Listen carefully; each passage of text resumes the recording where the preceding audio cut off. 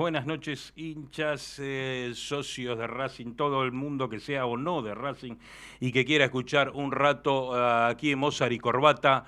Estamos en nuestro programa número 16, parece mentira, pero ya casi 4 meses, donde la hemos pasado muy bien y hemos tratado de que esto sea lo que promete, es decir, que el programa sea el refugio de la cultura racinguista, que sea eso.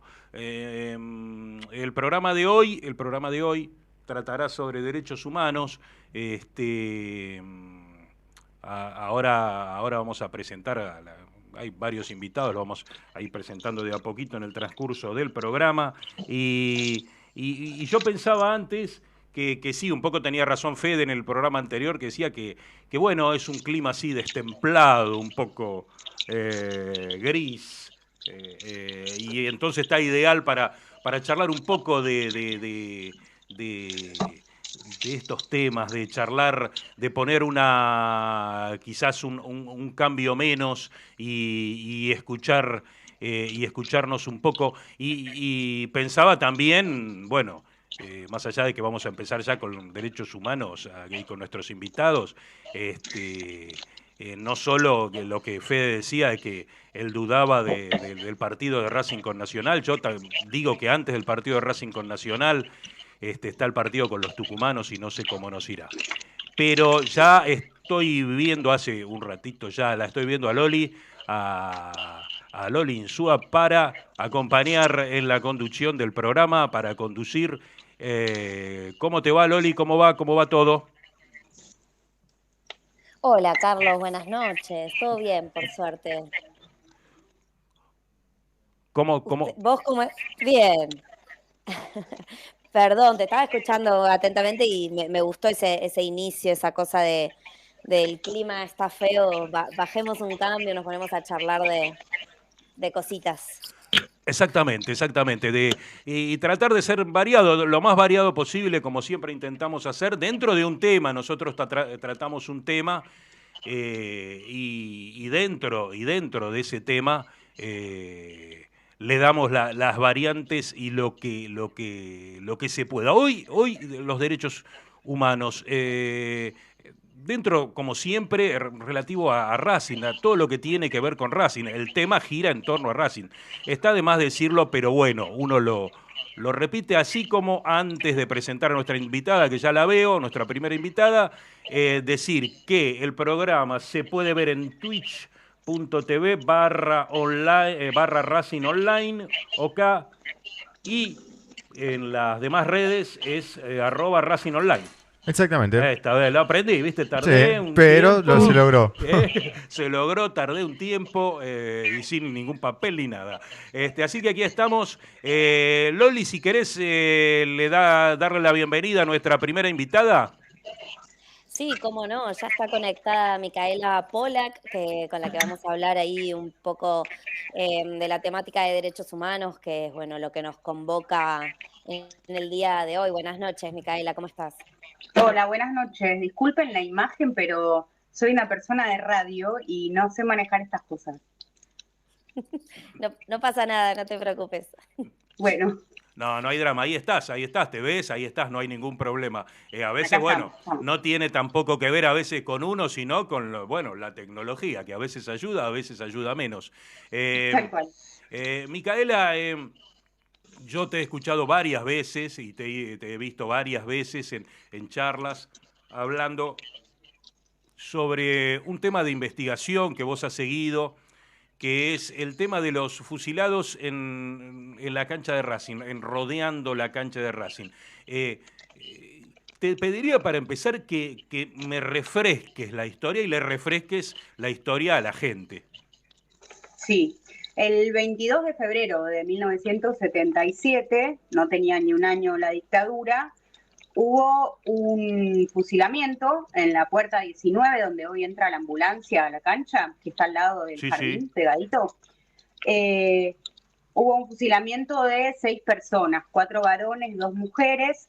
Esto lo sabemos por unas actas que encontramos a partir de la duda que surgió en el libro de Ale Wall sobre corbata, justo su programa se llama Mozart y Corbata. Sí. Él termina contando que por la obsesión que genera cualquier investigación, y era lo que le había generado Corbata a él, se la pasaba hablando de él, y entonces Pablo Yonto escuchó el nombre de Corbata en una declaración de un testigo de la causa del segundo cuerpo del ejército, y lo llamó a Ale y le dijo, mirá, lo nombraron a Corbata, y qué sé yo. Y resulta que en sede judicial, en el expediente, lo que quedó fue una confusión de dos fusilamientos que había relatado este testigo, que se llama Orlando Baroni, que es, Orlando Barone no, Alberto Barone, que es era un amigo de Corbata, era un amigo de andanzas de las madrugadas de Avellaneda por esas épocas,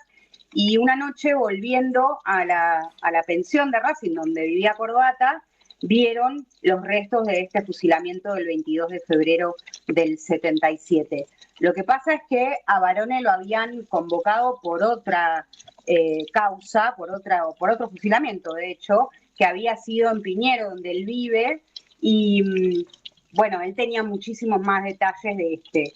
Seguramente entre el alcohol y la noche puede ser que él haya confundido en su relato, pero para no mezclar, les cuento, esto lo que les decía, hubo 6 personas fusiladas, 4 varones, 2 mujeres, el 22 de febrero del 77, lo cual surge de un acta. Ese acta yo la pedí en la Comisión Provincial por la Memoria a partir del libro de Ale Wall, Corbata el Win, y bueno, ahí Barone había relatado otro fusilamiento, pero empezando a escarbar nos dimos cuenta de que sí, había habido lo que ellos llaman, todavía hoy, miren, hoy justo se dio la sentencia por el caso del gatillo fácil de Lucas González, y hoy mismo, ¿no? Fraguaron un fusilamiento con esos pibes que volvían de entrenar. Bueno, en ese momento también. De hecho, es bastante cinematográfico todo lo que dicen los milicos en el acta, como que fugaron en 2 coches un montón de gente y fueron muertos tales después de media hora de tiroteos, cuando no registraban ni un rasguño los milicos, digamos, no había nada que les hubiera pasado a ellos, y mataron 6 personas, fugaron un montón más, heridos, decían que estaban pintando montoneros. Imagínense si en febrero del 77 alguien iba a salir a pintar montoneros en la cancha de Racing. Digo, es todo bastante fantasioso el relato, pero bueno, hasta el día de hoy tienen impunidad por ese hecho en particular, al menos. Sí, un hecho bastante interesante que vos estuviste, digamos, involucrado como en la investigación, ¿no? ¿Sería? Uh-huh.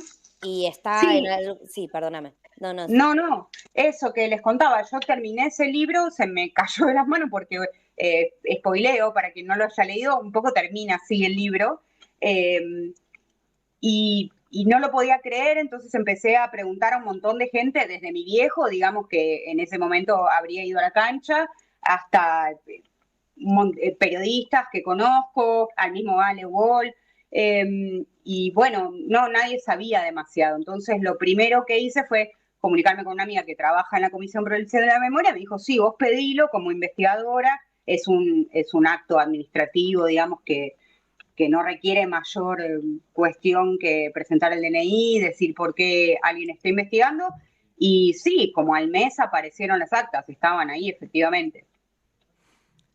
¿Y cómo fue siguiendo la investigación? Porque, bueno, uno se encuentra, como vos leyendo un libro, se encuentra con este hecho y bueno, de a poco uno va entrando en la investigación y supongo que eso en general siempre sucede, uno se va adentrando y se va interesando más, además de descubrir cosas, obviamente, ¿no? ¿Cómo fuiste siguiendo eso? Bueno, lo primero fue ir a ver a Barone, justamente, Rafael Barone, que era el amigo de Corbata. Y ahí se aclaró un poco el tema de los 2 fusilamientos distintos. Porque él contaba, es muy impresionante lo que él cuenta en la causa donde fue testigo, este fusilamiento de Piñero, que él levantaba quiniela en Avellaneda en esa época, y entonces iba en cana cada tanto como pasaba la noche en la comisaría.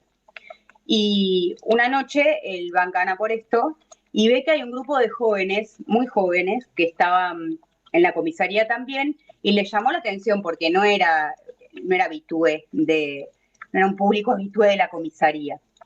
Y los tenían a todos juntos, eran varones y mujeres, y de repente a la madrugada le dicen a él y a otros presos que él sí ya conocía de ahí, que se fueran, que estaban libres, que no jodieran y que se fueran a su casa. Y le llamó muchísimo la atención, pero se fue a su casa, obviamente. ¿Quién va a rechazar la libertad así? Así que cuando estaba llegando a su casa, ve que bajan de un camión del ejército a esos mismos pibes que él había visto en la comisaría. Los ponen contra un paredón en Piñero y los fusilan. Él cuenta que hay una piba antes de morir que les grita, la van a pagar, hijos de puta. Pero él tenía mucho registro de esos pibes porque habían estado en la misma celda. Así que pudo atestiguar con mucha claridad en ese caso y por eso lo habían citado.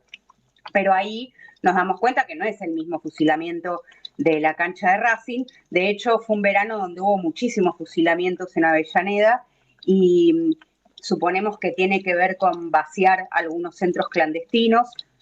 Uno puede ser la Brigada de Investigaciones de Lanús, que se conoce como el infierno, que está ahí derechito. Si uno va por, bueno, ahora es Milito, si va por 12 de octubre después de cruzar Mitre, está a un par de cuadras. Y esa es una posibilidad. Otra posibilidad es el Vesubio, que en ese momento estaba siendo vaciado, pero lo que sí está claro es que hubo muchos fusilamientos en ese verano del 77 en Avellaneda. Está clarísimo. ¿Y vos sabés, vos tenés idea si hay investigaciones de quizás de algún otro club de Avellaneda respecto a esto? Porque vos hiciste la de Racing, digo, sin necesidad de irnos de lo que estábamos conversando, pero para entender si fue algo como así medio, vos decías recién, fue parte de un montón de otros quizás fusilamientos que hubo en esa época, si hay alguna investigación de otro club realizada. No, que yo sepa, no hubo porque no ha sido otro club escenario de algo así.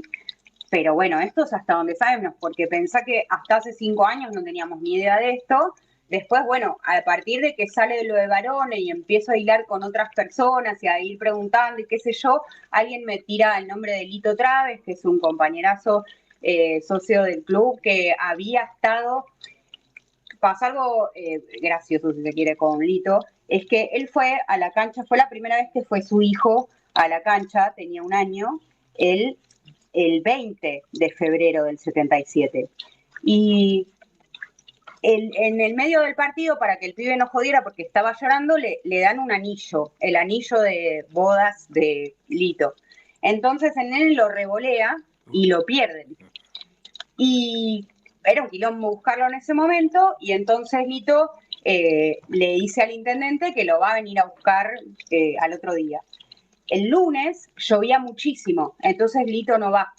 Y cuando llega el martes a la mañana, ve los restos del fusilamiento. Dice que era como carne picada y charcos de sangre. No estaban los cuerpos, porque lo que cuentan otros testigos, hay uno que todavía ni siquiera quiere dar el nombre porque tiene miedo todavía. Lo que cuentan los testigos es que los fusilaron y los volvieron a cargar al camión de donde habían venido. Así que Lito no ve los cuerpos, pero ve que ahí pasó algo horrible, básicamente. Así que, bueno, fue Lito me tiró el nombre de esta persona que no quiere dar, que no se quiere dar a conocer. Después, bueno, se involucraron también muchísimo compañeras del Archivo Nacional de la Memoria que quieren declarar al club como sitio de memoria, que sería muy importante, porque lo que pasa es que cada vez que sale algo de esto, aparece gente que quiere contar algo.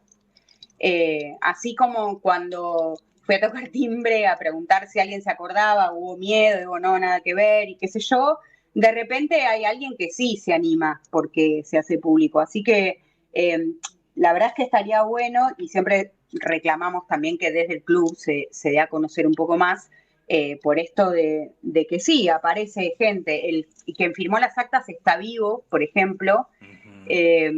Sé porque alguien fue a la escuela con su hijo, que es muy hincha Independiente, y parece una boludez, pero muy probablemente haya elegido el lugar qué sé yo, es tan, la banalidad del mal está tan presente que es probable que haya elegido la cancha de Racing para mancharla de rojo.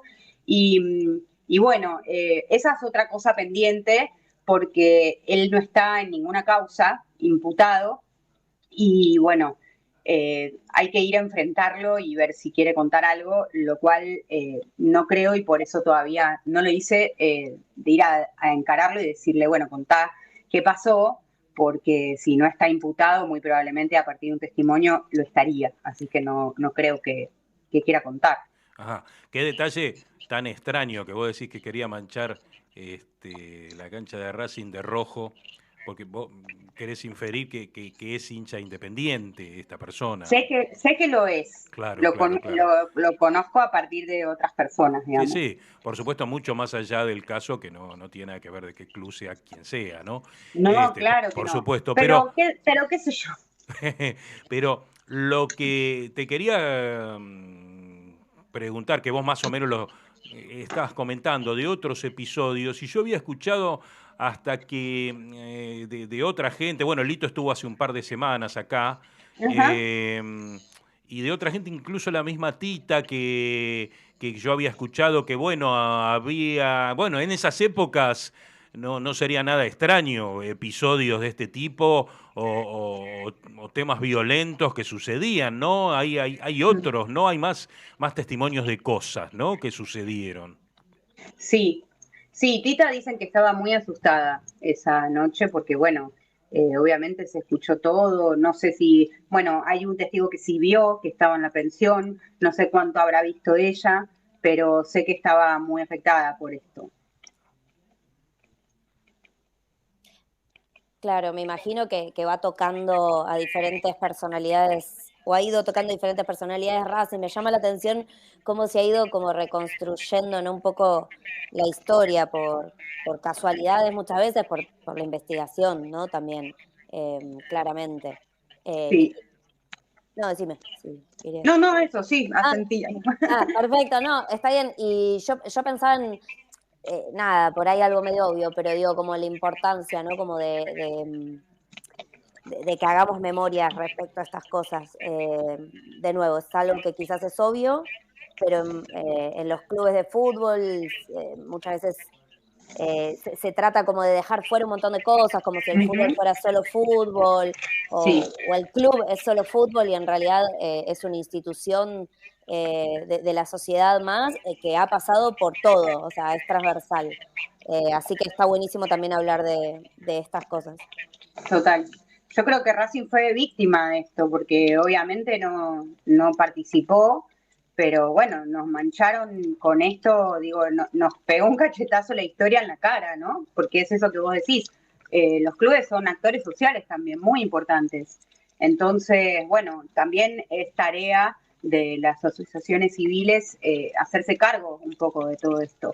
Más un club con tanta historia, que tiene un nombre de un estadio que tiene también lo suyo, que se la bancó durante la Revolución Libertadora, fusiladora, y mantuvo su esencia, digamos. Bueno, hacerse cargo un poco de eso también y contribuir a que no pase más y a este negacionismo que vemos también a diario, ¿no? Y últimamente mucho más. Sí, sí, totalmente, totalmente. Yo te hago como pregunta de cierre, Ujú. voy a la actualidad, a hoy. ¿Cómo seguís después de todos esos datos, después que me decís de esta persona, por ejemplo? ¿Cómo sigue? ¿Cómo seguís como investigadora el tema? Yo pienso que a veces puede haber lapsos de tiempo en donde no pasa nada y donde se sigue, Sí. pero decime vos. Sí, fue así, fue una catarata al principio, empezar a linkear algunas cosas, por ejemplo, el Vasco Larticochea vivía en la pensión en ese momento, entonces Ajá. lo llamé, pero el Vasco no estaba esa noche, pero me dio otros teléfonos y ahí fueron apareciendo y bueno, el que era el intendente de la cancha en ese momento. Después también tiene que ver la historia en que Racing fue vaciado posteriormente a Claro. eso. Entonces no hay registros, por ejemplo, de empleados del club en febrero del 77. Y eso es una macana, porque seguramente alguien más podía decir algo. Eh, Sabemos, por ejemplo, que se cambió toda la persiana, esa persiana de metal la tuvieron que cambiar porque parecía un colador, por ejemplo. Y bueno, también ahora sí estamos en una meseta, digamos, no aparece nada nuevo, pero bueno, a partir del Archivo Nacional de la Memoria y seguir empujando que se señalice, tal vez podamos encontrar algo más. La verdad que es difícil, pasaron muchos años, tenemos a este represor vivo, pero no imputado en nada, con lo cual está difícil que pueda decir algo más o que se lo pueda relacionar con algo, pero no perdemos las esperanzas. De hecho, hace muy poco se confirmó que se va a hacer el juicio por los fusilamientos de José León Suárez, que fueron en el 56, así que no perdemos las esperanzas, porque tenemos 20 años para seguir esperando. Seguro, ojalá se haga justicia y bueno, seguiremos tratando de difundir la memoria para que siga viva y sobre todo, como dijiste vos, Micaela, frente a todos estos nuevos discursos que están surgiendo de odio, discursos de la ultraderecha, así que nada, es una época a la que no queremos volver y la importancia de recordar siempre para no volver. Así que te queremos agradecer un montón. Yo quería agradecerte por tu investigación, porque me parece que es para agradecer, te lo mereces, porque es fundamental para nuestro club y por el tiempo que nos diste acá al aire en Mozart y Corbata. Muchísimas gracias a ustedes y por difundirlo, porque es como una cuestión colectiva y está bueno saber que somos un montón quienes queremos esto. Bueno, muchas gracias, Micaela. Nos vemos. A ustedes. Y vamos a la primera tanda, Diego, a la tanda. No te vayas. En minutos estamos de vuelta. Racing Online. Inicio de espacio publicitario. Vení a una sucursal de Fleming y Martolio, Neumáticos Pirelli, y dale el mejor servicio a tu auto. Alineación, balanceo, tren delantero y un servicio exclusivo para flota de camiones. Visítanos en cualquiera de nuestras 28 sucursales. Nosotros nos ocupamos de tu vehículo, vos de disfrutarlo. Fleming y Martolio, Neumáticos Pirelli. Seguinos en redes. Si sos hincha de Racing, sos fanático de Donatello. 50 gustos en pizzas y empanadas, hamburguesas XL y los pollos al espiedo más sabrosos. Hacenos tu pedido por WhatsApp al 11 28 25 8577 o llamanos al 4712 6956 y al 4757 4432. Con el delivery llegamos hasta Caseros, Sáenz Peña y alrededores. Si gana Racing, menciona a la noche de Racing y te llevas una faina entera de regalo. Donatello, nos probás una vez, nos elegís siempre. A cada minuto y todo el día tenemos canciones especiales para ti. Vamos, actívate y envíanos tu mensaje. En Facebook, Racing Online. En Twitter, @Racing Online OK. En Instagram, @Racing Online OK. En YouTube, Racing Online. Edición Verano 2023. Lo último en electrónica lo encontrás en Luna Cats. Una amplia variedad de artículos al menor precio y con la mejor calidad. Parlantes, auriculares, aros de luz, luces LED, consolas de videojuegos y juguetes electrónicos. Búscanos en Instagram como @luna.cats21 o comunicate al 11 6200 3451 y obtené importantes descuentos. La tecnología oficial de todo el staff de la Noche de Racing es gentileza de Luna Cats. Luna Cats, ahora bancando a Racing.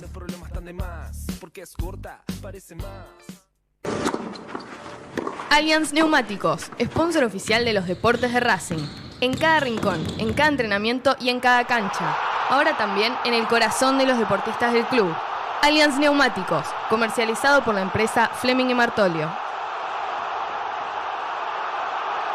¿Nos extrañaste? Regresamos. Racing Online. Fin de espacio publicitario.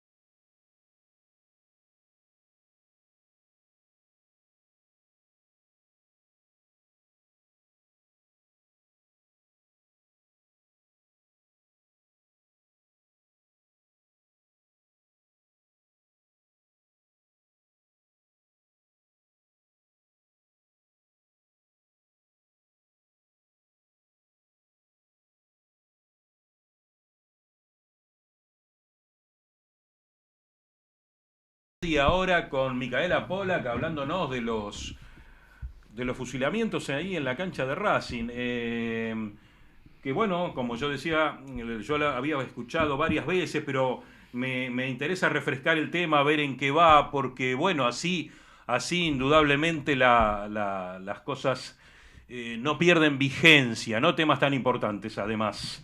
En el programa de hoy, que es un programa justamente sobre derechos humanos. Y acá, en el programa sobre derechos humanos, tenemos al invitado acá en el piso de hoy, que es Julián Sher. Un enorme gusto que estés acá, que estés con nosotros, acá con Loli. Y ¿cómo andás? Primero que nada, saludarte y ver cómo va todo. Todo muy bien, bueno, buenas noches a vos, Carlos, a vos, Loli, del otro lado. No, decidí venir porque como no llovía, me pareció que era un buen plan agarrar la bici, y así que estaba muy bien. No, muchas gracias por la invitación. Espectacular tenerlo a Juli. ¿Cómo estás? Buenas noches. Siempre es un gusto tenerte ahí hablando de algún tema, y como decía Carlos, quizás es un tema que ya hemos tocado porque, bueno, nos atraviesa las diferentes temáticas, digo, de derechos humanos en general. Este año se cumplieron los 40 años de democracia, pero en definitiva es algo que tenemos que seguir trayendo una y otra vez, ¿no? A la conversación. Sí, sin dudas, me parece que la memoria está enclavada en la batalla por el sentido común, por los sistemas de creencias que tenemos los seres humanos, que somos seres de creencias, y que es una batalla que hay que dar todos los días, porque no es imposible cosificar esa pelea por cómo representamos como sociedad nuestro pasado reciente o no tan reciente. Creo que en ese sentido la memoria es un desafío que se actualiza casi que día a día, porque hay un hecho biológico inexorable, y es que todos los días muere gente y todos los días nace gente, y la gente que nace sin saber en qué mundo le cayó o le tocó nacer, y desde ese lugar me parece que el desafío a quienes intentamos trabajar en la línea de memoria, verdad y justicia es adaptarnos, no pretender que quienes nacen se adapten a nuestras formas y a nuestros contenidos, sino entender que el tiempo pasa, y tratar de tener la inventiva, la imaginación para encontrar maneras, formas, contenidos de contar qué fue lo que pasó en la Argentina, qué de eso que pasó en la Argentina nos sigue jodiendo, y de levantar las banderas no solo de los derechos humanos, sino las banderas de un mundo justo, que es la bandera de los 30.000. Y justamente por eso, 2 libros, ya una buena cantidad de años de laburo en el tema. Yo pienso que más allá de yo alguna vez te lo he dicho, más allá de los gustos y de lo que lee cada persona y lo que le gusta, para mí Los Desaparecidos de Racing es un libro fundamental en la literatura, no solo del tema de derechos humanos y desaparecidos, sino en la literatura racinguista. A mí me parece fundamental. Y luego con Socios Eternos, como un complemento, pero eso comentame vos, ¿cómo los ves hoy a los 2 libros, ya después de haber salido hace un tiempo cada uno? Yo creo que, como bien vos decías, Carlos, son parte de un proceso en el que detrás de los libros o detrás de o acompañando a mi persona hubo mucha gente que aportó distintos granitos de arena. Ustedes hablaron con Mica hace un rato que ha hecho un laburo bárbaro en relación a los fusilamientos. A mí me gusta pensar que de alguna manera son los dos libros, dos caras de la misma moneda, que Los desaparecidos de Racing es un libro que logró volverse acto, el del 7 de diciembre de 2021 en la cancha de Racing, y que ese acto luego se volvió libro en Socios Eternos, con lo cual veo que hay una continuidad entre un libro, el primero que salió en 2017 y el segundo que salió en 2022. No solamente hay 5 años de diferencia, sino que hay más de 30 nombres de desaparecidos y de desaparecidas incorporados, y eso no es básicamente fruto de mi trabajo, sino fruto del trabajo de un montón de gente. Los desaparecidos de Racing hay contadas 11 biografías y nombrada alguna gente más en la introducción. En total son 21 nombres, y el 7 de diciembre del 2021 Racing homenajeó y nombró socios eternos a 46 personas. Creo que lo que media o el camino que hay entre un libro y otro, y que por ahí se cristaliza en esa suma de nombres, es justamente el trabajo militante de un montón de gente que en Racing, en otros clubes y afuera de los clubes, cree que tiene sentido seguir construyendo esto. Está bueno esto que decís de que fue como una construcción colectiva, ¿no? Quizás puedas contar para alguna persona que nos escuche, que no está muy enterado de cómo sucedió también en los clubes. Fue medio como un efecto que empezó como en un club, después hubo otros que siguieron, ahí cómo se fue dando, digamos. Sí, creo que es un proceso que todavía relativamente reciente o en plena ebullición, con lo cual los análisis son parciales. Estimo que con el paso de los años vendrá gente que especialmente ponga la lupa en esto que vos marcabas, Loli. ¿Cómo fue que incluso en el contexto del gobierno de Mauricio Macri, claramente refractario a estas cuestiones o con políticas enmarcadas en una ofensiva contra la memoria, verdad y justicia, en Racing y un montón de otros clubes, surgieron como en paralelo, como en un efecto dominó de contagio, toda una serie de actos reparatorios al que cada club le dio su nombre o su impronta, y que por un lado señalan la importancia de los clubes y la importancia del fútbol en la construcción de sentidos, de identidades y de representaciones, y por el otro lado marca la autonomía relativa del fútbol respecto a esta cuestión de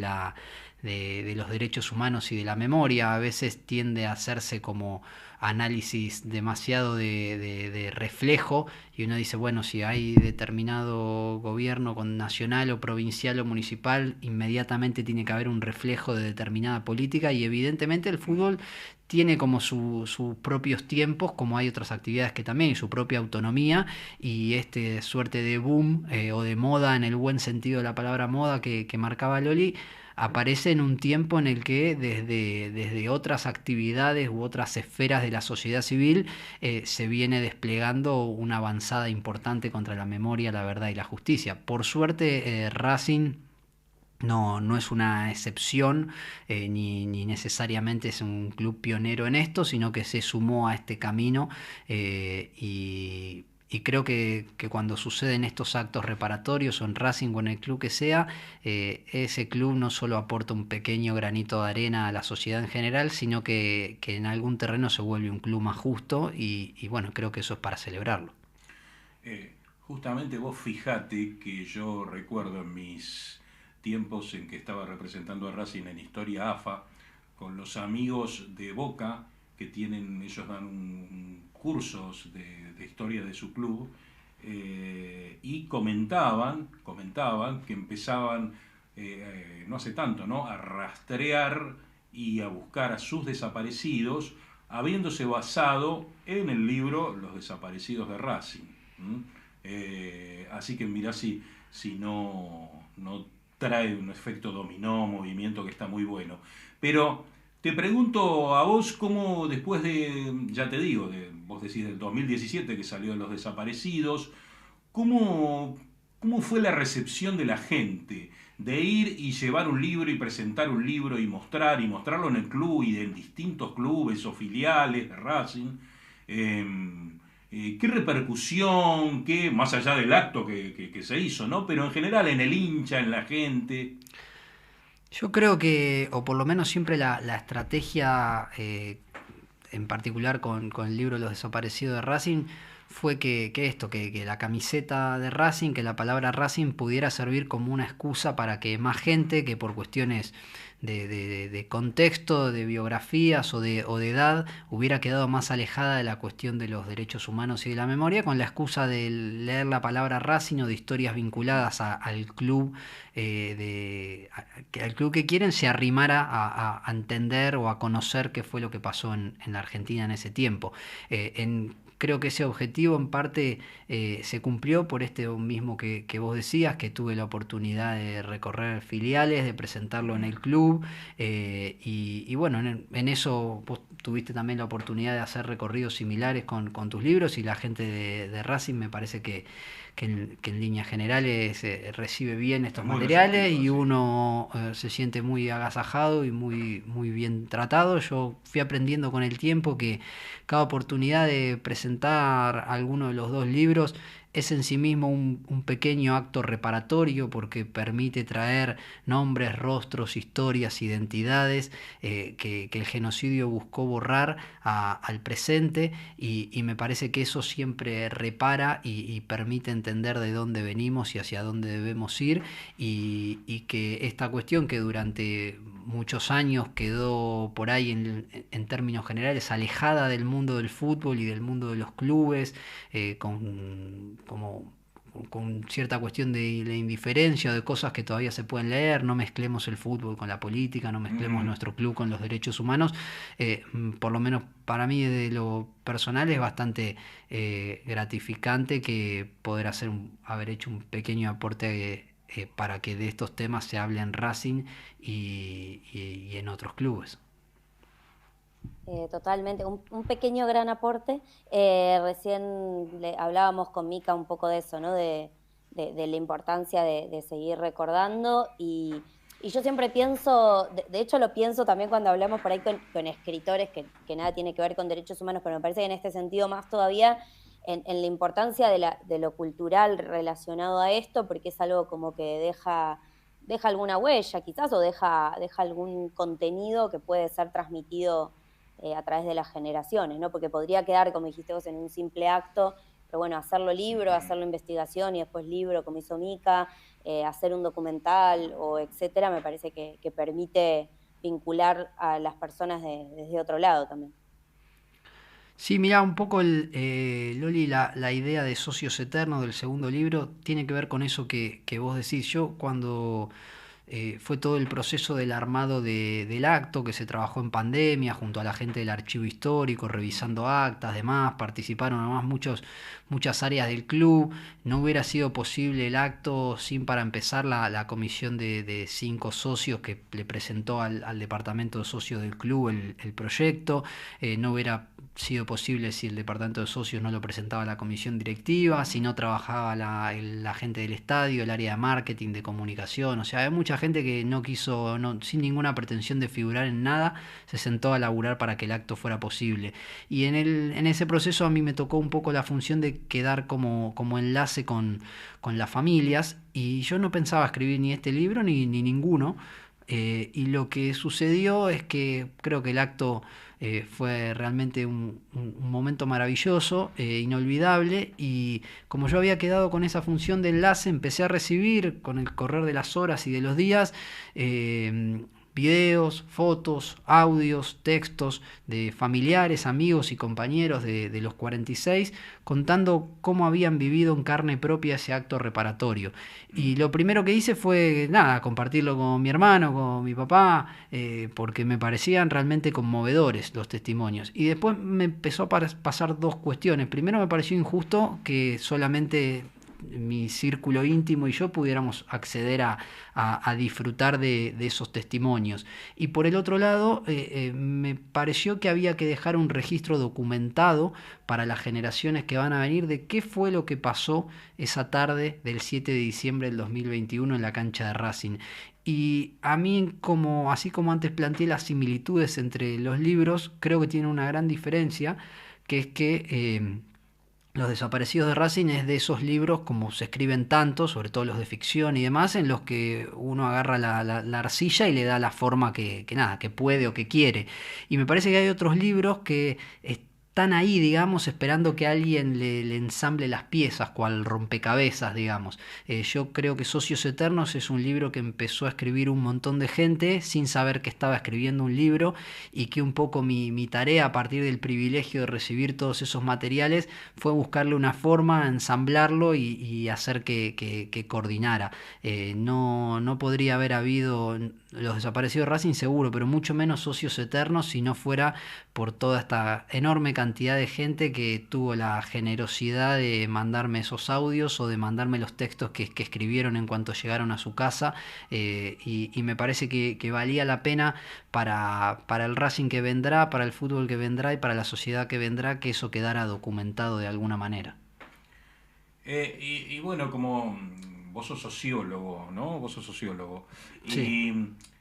Y escribiste 2 libros sobre el tema de derechos humanos. Pero bueno, uno escribiendo, me parece que uno le va tomando el interés y el gusto y la atención al tema, a lo literario, a lo que, bueno, a lo que se puede mandar a través de lo literario, ¿no?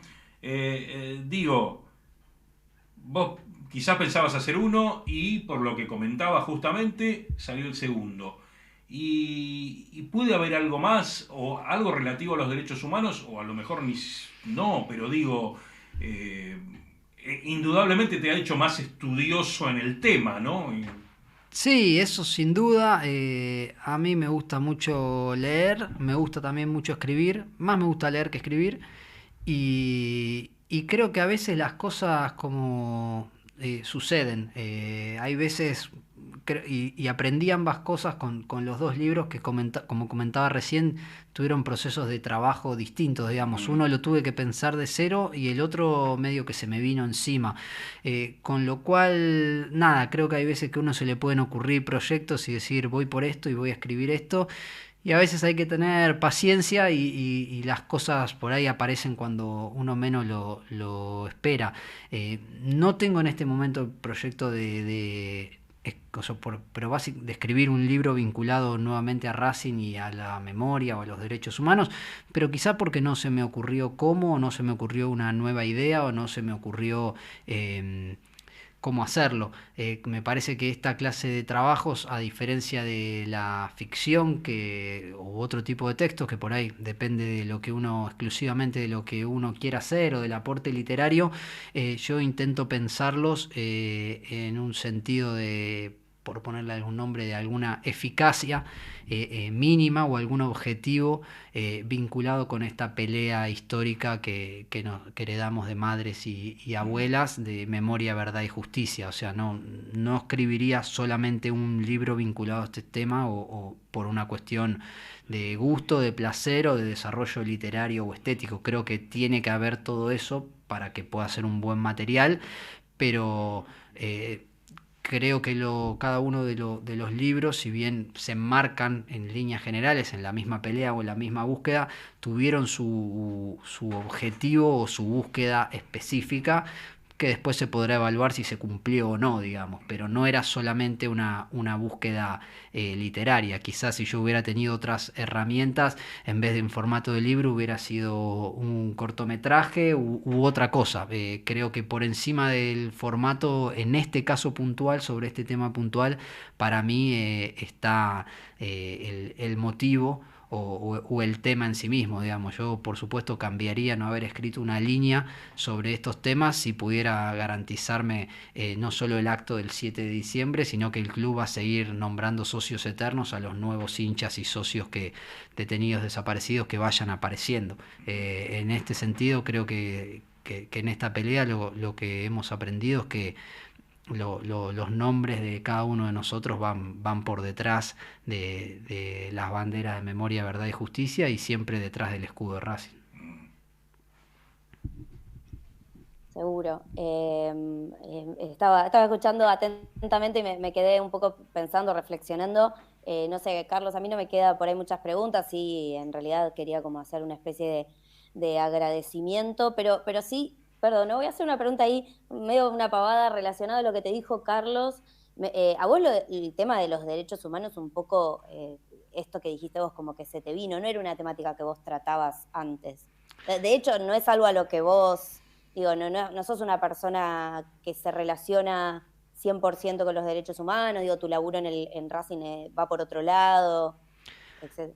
Sí, yo creo que de alguna manera todo el trabajo que pude hacer en esta área junta dos cosas que sí para mí son muy muy importantes y que aprendí en mi casa, digamos, que es a querer a Racing y a entender que es imposible en la Argentina intentar construir un país más justo, un país justo sin las banderas de memoria, verdad y justicia.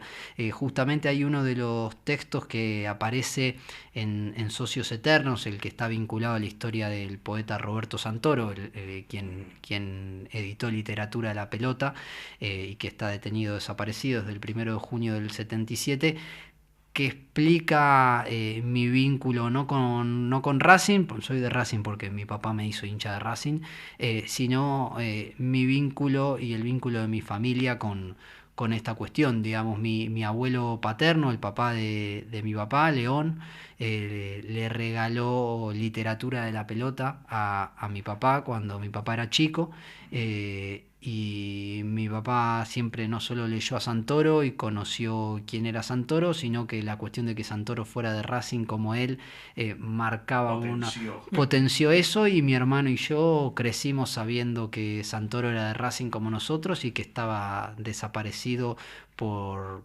pelear por un mundo justo, con lo cual ahí hay la intersección entre Racing y el mundo de los derechos humanos que entiendo, tratando de hacerme un papel de terapeuta de mí mismo, que es algo que no suele salir bien, porque en algún momento de mi vida se me ocurrió que podía tener sentido hacer una investigación que terminó siendo los desaparecidos de Racing. Juli, más allá de alguna pregunta de cierre, me parece más interesante, porque bueno, un poco yo ya te consultaba si era el futuro, si seguirá, y uno no sabe, es cierto también, uno no sabe si en qué derivará. Prefiero que ganemos la Copa Libertadores a volver a escribir una línea de algo. Me volvería analfabeto a ver si podemos ganar con tal de ganar la Copa Libertadores, lo firmo. Difícil, ¿no? Pero bueno. Pero bueno, eso te decía, antes me parecía el mejor cierre, lo que vos me habías comentado, porque vos trajiste justamente el libro Socios Eternos, y es interesante escuchar directamente un texto, un pedacito, un final, el final creo que es, ¿no? Es un texto, vos decime de quién es el final, y bueno, para nosotros, para Loli, para mí, un placer que hayas estado acá en Mozart y Corbata, obviamente. No, el placer es mío. Se me había ocurrido por ahí justamente los textos de Socios Eternos son breves, son textos que entran en un posteo de Instagram, sí. Y hoy justo se cumple un año de que presentamos Socios Eternos por primera vez en la Biblioteca Nacional con Tota Guede, Madre de Plaza de Mayo, sí, y fue también lindo. Y bueno, hay el último texto, el que cierra el libro, se llama Carnet. No es una historia, no es ninguna de las 46 historias en puntual, sino que de alguna manera creo que sintetiza el espíritu no solamente del libro, sino del acto y de toda esta búsqueda sobre la cual estuvimos hablando. Así que si están ambos de acuerdo, lo leo, total es breve. Por favor. Estamos. Dice así: punto cumbre de un hilo que viene de lejos. ¿Qué tan lejos? Hacer la vida con otras, otros. Un baile, un gol, un asado, un lugar, nuestro lugar. Asociacionismo lo llaman. Que nunca deje de existir la primera persona del plural. Es un cuero, más que un cuero. Un laberinto, el final o el principio, patrias, pequeñas o grandes, inmensas en cada corazón que las respira. Eso que suena raro en otras latitudes, de su gente, desde siempre y para siempre. Su gente, la que estuvo, la que está y la que vuelve a estar. La política que transforma, aparece lo que nadaba hundido, la arcilla que se levanta y los hijos de puta que callan para tramar su revancha. Escuchen, escuchen, escuchen, fue genocidio, están desaparecidos. No es un cuero, o sí, memoria envuelta en color azul, en aplausos y en abrazos. Hasta la eternidad. ¿Cuál eternidad? La de un mundo sin explotados. Es ese estadio, la casa de Tita Matiusi, lo último que ven los fusilados, la reparación que llega cuando llega, los hijos que besan fotos, las madres que surcen lágrimas, los nietos que contemplan al cielo y dicen gracias. Si naciera 1000 veces sería de Racing, palabra de socio eterno. Sus carnets los miran, o ellos miran a través de sus carnets. Se conjugan en presente porque traen la historia, la alegría, la pasión, la certeza de que individualidad no rima con individualismo. Mojones de un tiempo largo, ancho y profundo, modos de hacer que desenmascaran la hipocresía del sálvese quien pueda. La tribuna completa huecos, rostros, voces, gestos. Hay que jugar, hay que ganar, hay que seguir. Ser, estar, pertenecer, construir. Todo cabe en un carnet, todo cabe en cada carnet. ¿Será que en cada carnet brilla también la vida? Hermoso, hermoso, Juli, muchas gracias. Te agradezco desde acá de todo corazón, siempre es un gustazo escucharte. Así que bueno, con ese cierre hermoso que hiciste, me parece que nos vamos a una tanda, ¿no? Exactamente, vamos para la tanda y gracias, Juli, por haber estado también. No te vayas, en minutos estamos de vuelta. Racing Online. Inicio de espacio publicitario. Vení a una sucursal de Fleming y Martolio, Neumáticos Pirelli, y dale el mejor servicio a tu auto. Alineación, balanceo, tren delantero y un servicio exclusivo para flota de camiones. Visítanos en cualquiera de nuestras 28 sucursales. Nosotros nos ocupamos de tu vehículo, vos de disfrutarlo. Fleming y Martolio, Neumáticos Pirelli. Seguinos en redes. Si sos hincha de Racing, sos fanático de Donatello. 50 gustos en pizzas y empanadas, hamburguesas XL y los pollos al espiedo más sabrosos. Hacenos tu pedido por WhatsApp al 11 28 25 8577 o llamanos al 4712 6956 y al 4757 4432. Con el delivery llegamos hasta Caseros, Sáenz Peña y alrededores. Si gana Racing, menciona a la noche de Racing y te llevas una faina entera de regalo. Donatello, nos probás una vez, nos elegís siempre. Elige y comparte tu canción. Acércate a nosotros, conéctate con la radio de temporada Verano 2023. En Facebook, Racing Online. En Twitter, @Racing Online OK. En Instagram, @Racing Online OK. En YouTube, Racing Online.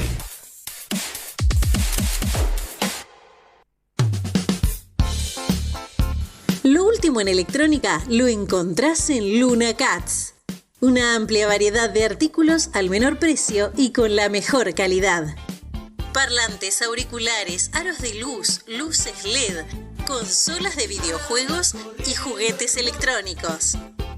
Búscanos en Instagram como @luna.cats21 o comunicate al 11 6200 3451 y obtené importantes descuentos.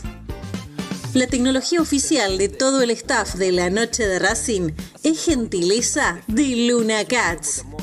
Luna Cats, ahora bancando a Racing.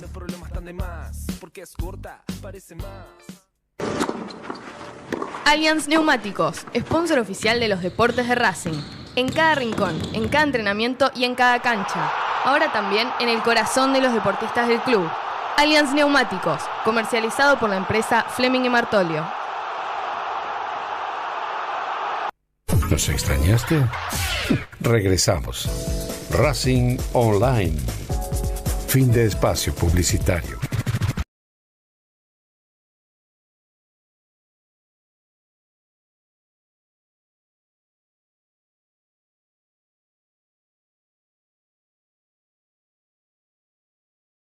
Pasamos a la segunda hora de nuestro programa. Tuvimos a Julián Sher invitado en el piso. Empezamos con Micaela Pollack. En este programa sobre derechos humanos. Hacemos un alto en el tema de derechos humanos, que ahora vamos a seguir con otro invitado en unos minutitos nomás. Pero también está bueno comentar que el domingo Mozart y Corbata estuvo en la muestra, la expo de fotos del querido Juan Carlos Baldovino, que se está recuperando de sus temas de salud, y bueno, a él le daban permiso para poder estar ahí en la presentación un ratito, un par de horas, el domingo y de día. Entonces, el domingo a la 1 de la tarde, en el bar de la sede, con una buena cantidad de público, organizado por el Departamento de Cultura e Historia, una muy buena idea, muy bien llevado. Y bueno, el club realmente tuvo que abrir la sede para la presentación, ¿no? Para la muestra. Y nosotros estuvimos allí, Mozart y Corbata estuvo, y hicimos una pequeña cobertura, como para que todos vean lo que fue, y que también para que lo vean a Juan Carlos Baldovino hablando unas palabras también, por supuesto. ¿Lo tenés ahí a mano, Diego? Sí, entonces lo mandamos ya. Ahí va la muestra del domingo de la expo de fotos de Juan Carlos Baldovino en Racing.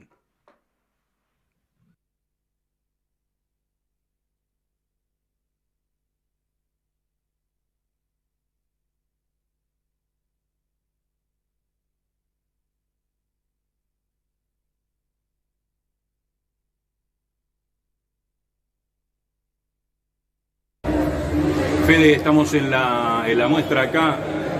Vamos a mostrar. En la muestra de fotos de Juan Baldovino. Sí. Contame cómo surgió la idea, cómo lo hicieron. La idea surgió en un principio para darle un poco más de identidad racinguista a la sede. Entonces las chicas que integran el área de fotografía pensaron quién podía ser el primer homenajeado, porque la idea es cada mes o cada 2 meses ir variando el fotógrafo o fotógrafa. Y bueno, las chicas dijeron, hagamos el homenaje a Juanca, se pusieron en contacto con él eligió las fotos, se depuraron un poquito porque había elegido un montón. Claro, la cantidad que tiene no se puede creer. Muchísima. Sí. Y bueno, no hay mucha más vuelta que darle, fue eso, es algo que se quiso hacer, se puso manos a la obra y es lo que vemos hoy. Claro, ¿y cómo se dio en hacerla acá, en el bar, en la planta baja? Justamente porque el bar, como todos sabemos, el bar y la sede no tienen mucha identidad, mucho color de Racing. Es más, vos entras a la puerta y recién ahora está bloqueado de Racing. Plotters, sí. Antes había un plotter que decía Megatron. Vos entrabas a la sede de Racing y entrabas a Megatron, no entrabas a la sede de Racing. Claro. Entonces, claro. Primero los plotters que lo hicieron un grupo de hinchas que están colaborando. Y ahora un poco darle un poquito más de identidad al bar. También se hicieron un par de escudos que van a quedar fijos. Y la muestra de fotos, como te digo, o sea, va a ser este mes Juanca, el mes que viene ya dijeron que va a ser Paola. Y así sucesivamente con los diferentes fotógrafos, hay un montón, Juan Leiva, Agustín Mujica, Fabi de Siria, la chica del departamento, o sea, hay fotógrafos para la eternidad. Bueno, ¿y cómo ves después de todo el laburo, cómo lo ves la exposición, la gente que hay, como que...? Para mí es como siempre que hacemos algo en cultura y historia, es como un clima muy ameno, ¿no? Muy de Racing, pero siempre como con mucha confraternidad, ¿no? O sea, la gente que viene, todos hablan con todos, se conozcan o no se conozcan. Tengo muchos amigos de Juan Carlos también, que no lo veían hace tiempo. Así que lindo, igual que siempre que todos los eventos de cultura, que aprovecho para invitarlos a los que no han venido, que vengan. Bueno, Fede, un gusto que estés en Mozart y Corbata.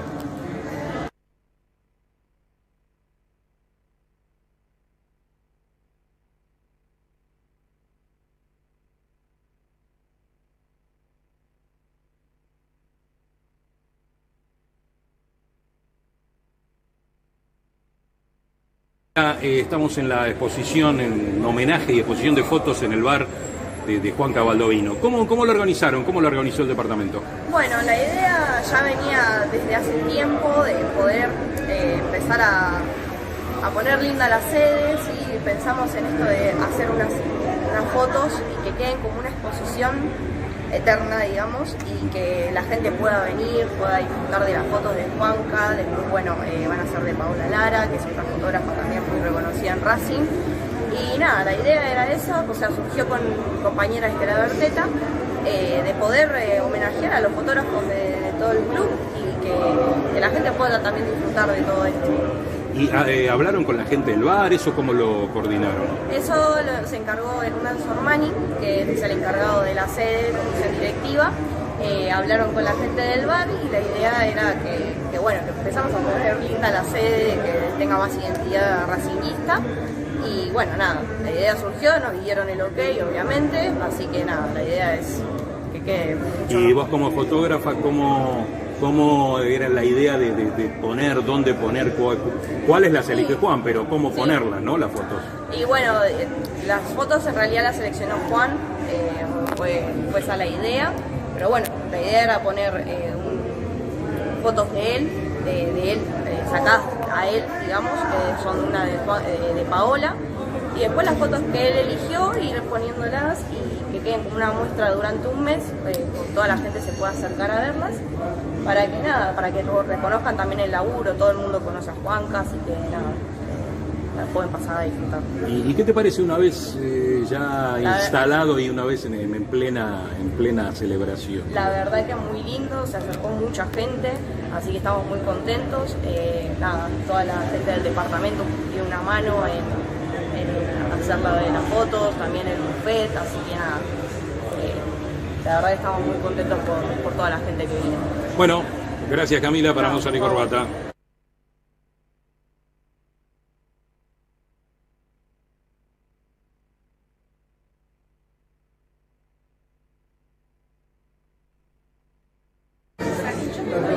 Juanca, contame cómo ves la muestra, cómo ves tu muestra acá en el bar de la sede de Racing. La verdad que es un homenaje inesperado, la verdad nunca pensé que podía llegar a esto, así que bueno, la verdad muy emocionado, un montón de gente, un montón de reconocimiento. ¿Cómo hicieron para elegir? No sé si las elegiste vos, ¿quién eligió las fotos? Vos elegiste, claro. Me costó mucho por el trance que estoy viviendo. Llegó un momento que se me cansaba la vista, porque la tengo bastante deteriorada, se va a ir corrigiendo sola, y entonces me costaba mucho buscar la foto, porque son 20 años, buscar carpeta por carpeta, a ver qué fotos, más o menos. Yo las tengo presentes, pero no sé dónde. Claro, y ahora tuve que buscar, y me faltan un montón de fotos. ¿Alguna que te guste más? ¿Que tengas preferida? No, ¿qué tenés? 20.000. ¿Cuántas fotos podés tener? ¿Tenés idea de cuántas fotos? No tengo idea, tengo 10 teras de fotos. Claro, 10 teras de fotos. Bueno, tenés para un rato. Para buscar. Claro. Bueno, Juan, un gusto estar acá, verte con entusiasmo, como cuando estuvimos allá, ahí por San Martín y por Villa del Parque, y nos volveremos a ver por allá. Cuando guste. En Mozart y Corbata te tenemos entonces este martes. Bueno, gracias.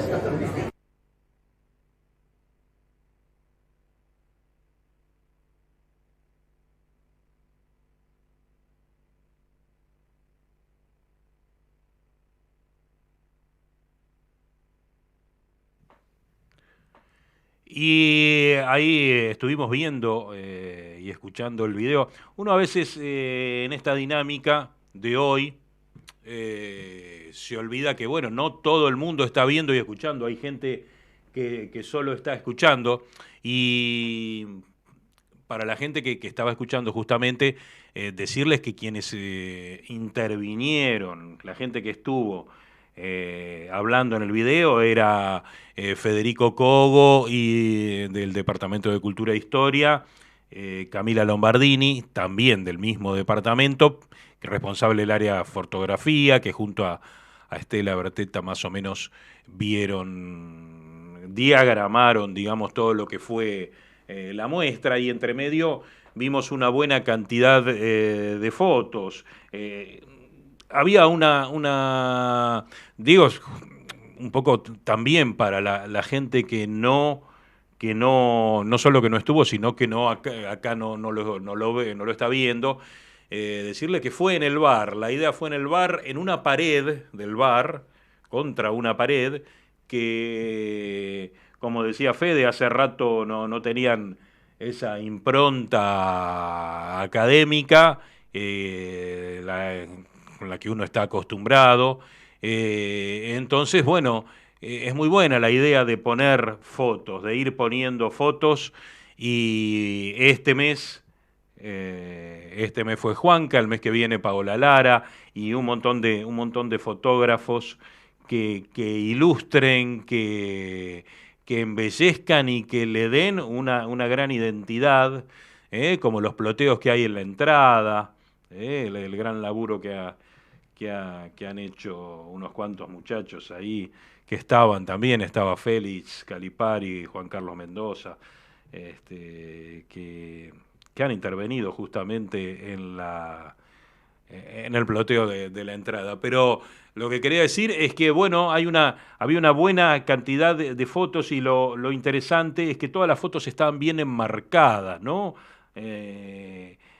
Digo, le da un toque más, son cuadritos, más allá de una foto, no solo una foto colgada, sino un cuadro, una cosa que le da un aire mucho más artístico, a la muestra. ¿Cuántas serán? Y eran 20, 30, una cantidad. Una de las fotos la única que no era de Juanca era de Paola Lara, justamente porque era una foto de él, que estaba él fotografiado. Y mucha gente del club, de conocidos, de amistades, de gente que está en la cultura, de gente del departamento, obviamente, de cultura e historia. Y yo no sabía exactamente que, bueno, el domingo estaba cerrado la sede de Avellaneda, abrió para la muestra. Eso yo no, la verdad que no sabía que era el tema. Así creía que los domingos, no estaba seguro si los domingos abrían, no abrían, cómo era el tema. Enseguida, ahora, vamos a retomar el tema entonces de los derechos humanos, esperando ahí al tercer entrevistado, que ahora nomás lo vamos a tener, creo que lo vamos a tener. Y mientras tanto, les termino de redondear lo del domingo. El domingo se hizo esa actividad, y el 29 de julio, casi a fin de mes, va a haber otra actividad que a mí realmente me gusta mucho. No sé si la anunciamos, me parece que ya la anunciamos, que es la presentación de la película del Cazador en la sede de Racing, a eso de las 8 de la noche, el 29 creo que cae sábado, y allí se va a presentar la película, y va a estar Jorge Lucas, va a estar Claudio Ramírez, va a estar la directora, es Georgina, no recuerdo ahora el apellido. Ellos van a estar, y bueno, nosotros también estaremos, por supuesto, cubriendo esa actividad casi a fin de mes. Las entradas se pueden comprar en puerta, se pueden comprar anticipadas, consultando al Departamento de Cultura. Allí les comentarán cómo es el tema, pero se pueden comprar también en la puerta. Retomamos entonces, sí, ahora el tema del programa de hoy. Hoy hablamos sobre los derechos humanos, y tenemos a un amigo, a un cineasta académico, y una persona siempre comprometida con todos estos temas, lo que tratamos hoy, ¿no? Lo tenemos, no sé si ya lo tenemos, está en línea, sí, está Fernando Krishmar. ¿Cómo estás, Fernando? ¿Cómo te va? ¿Qué tal? ¿Cómo te va? Bien, che. ¿Cómo va todo? ¿Cómo anda todo? Bien, bien, bien. Acá estoy ya terminando la próxima película que vamos a estrenar y ya preparando otras 2 más. Así que bueno, estoy en ese sentido bastante ocupado. En pleno trabajo, entonces. En pleno trabajo. ¿Y qué? Ya que estamos, siempre uno empieza por atrás, yo te iba a preguntar de otras cosas, pero para empezar, te pregunto qué es lo que estás haciendo ahora, entonces, que tenés una película nueva, ¿sobre qué? Bueno, ahora estamos por estrenar una película que se llama No son 30 pesos, son 30 años. Chile, genealogía de una rebelión, que digamos a partir de lo que fue el combate a la dictadura de Pinochet, rastreamos digamos los orígenes de todo lo que fue el estallido contra Piñera hace 2 años, que terminó bueno, en todo el tema de la Convención Constituyente y el gobierno de Boric, que bueno, en algunos puntos fue insuficiente. Y después, a partir de la historia de quienes se empezaron a enfrentar 10 años después de establecida la dictadura de Pinochet, contamos un poco toda esa historia, ¿no? Que son los del Frente Patriótico Manuel Rodríguez. Y después tengo otra que no tiene nada que ver con eso, que es la que estoy empezando ahora, que tengo que viajar ahora afuera, que es la que tiene que ver con la historia de mi bisabuelo, que fue Mario Gallo, el primer director de cine argentino, que en realidad no era argentino, sino que era italiano.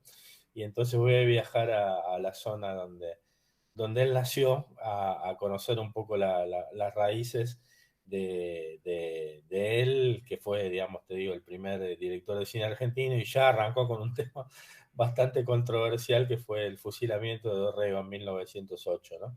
El fusilamiento de Dorrego. Ajá. Después hizo la Revolución de Mayo y varias otras históricas, y después hizo algunas sobre la vida en el campo, gauchescas, y bueno, un poco es encontrarme con esas raíces que, bueno, de alguna manera no solo me constituyen a mí, sino constituyen al propio cine argentino, ¿no? También reflexiona sobre la historia, sobre la preservación audiovisual y cultural, y bueno, muchos otros tópicos que se van a tratar en esta película.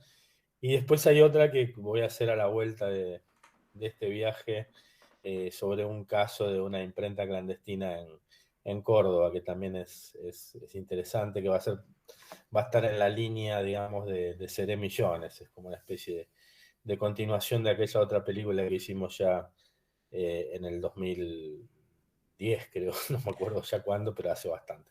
Sí, por lo que decía, cine contestatario, comprometido con causas de los trabajadores. Bueno, por lo que me decís, viene de tu abuelo, los genes vienen, digamos, sí.